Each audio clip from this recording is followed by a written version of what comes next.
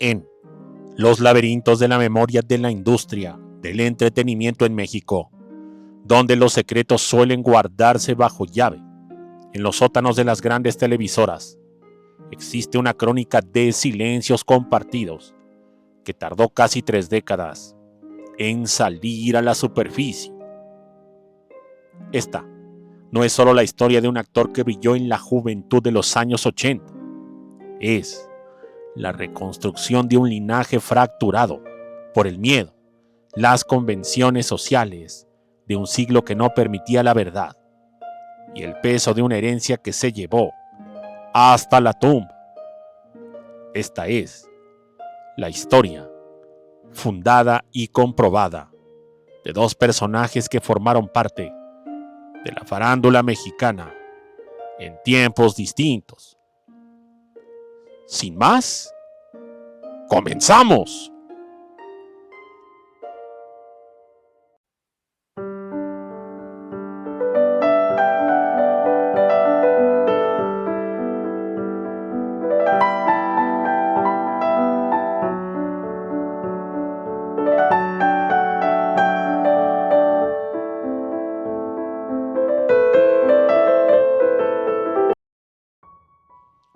José de Mara no era un hombre cualquiera en 1981.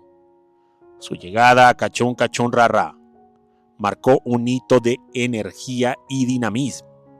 Era el bailarín por excelencia, el joven que movía los pies con una destreza que parecía conectada directamente a la electricidad de la época.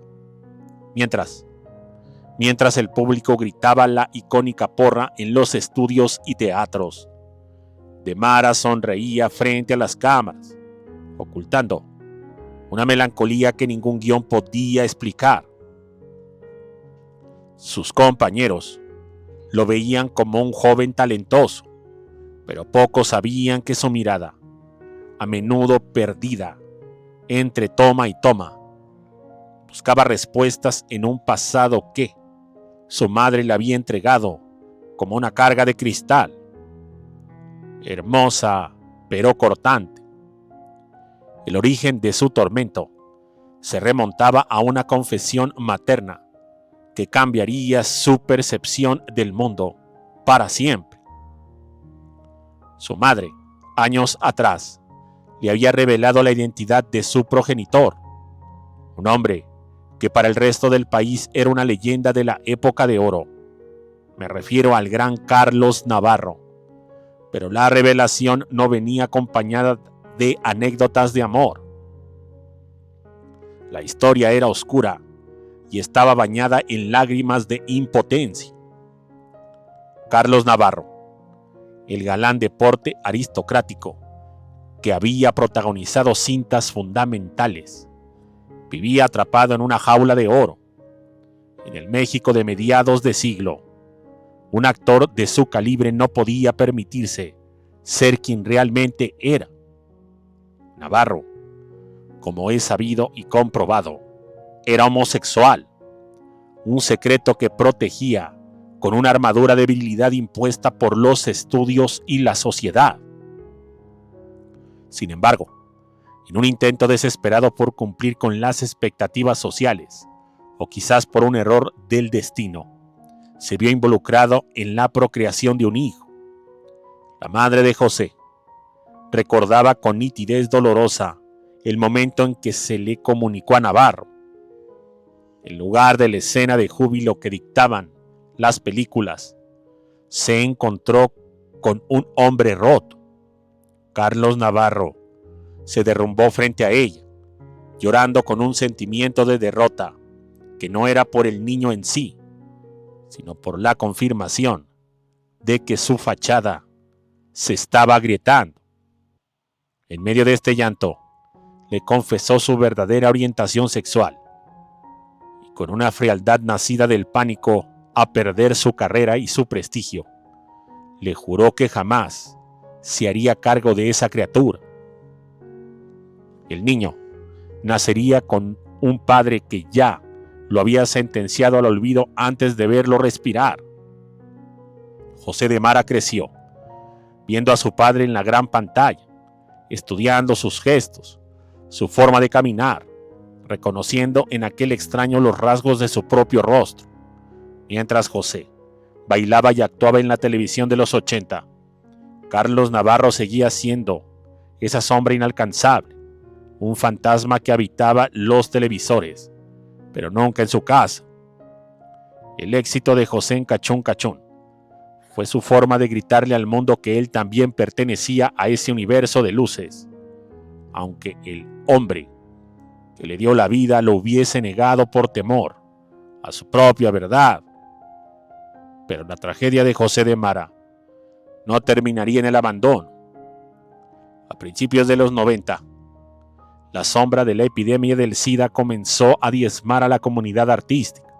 José, cuya salud se deterioraba con una rapidez alarmante, se encontró de pronto frente a la finitud de la vida, a la corta edad de 32 años. En 1992, recluido en la soledad de una habitación que ya no recibía los aplausos de la juventud, sintió la necesidad imperiosa de soltar el lastre de su secreto. No quería morir siendo el hijo de nadie. Mandó llamar a su amigo más cercano, un confidente que lo había acompañado en las giras y en las noches de éxito. En esa conversación final, con la voz debilitada pero la mente clara por la urgencia del adiós, José de Mara reconstruyó la escena.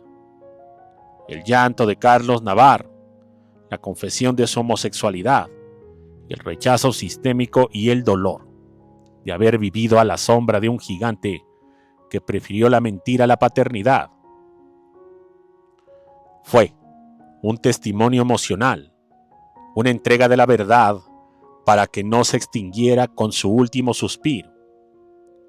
Tras su fallecimiento en 1992, la noticia fue manejada con la discreción absoluta que caracterizaba a la industria de la época. Se habló del SIDA, no se habló de su padre, no se habló de la tristeza de un joven que murió buscando un reconocimiento que nunca llegó de la fuente que más deseaba.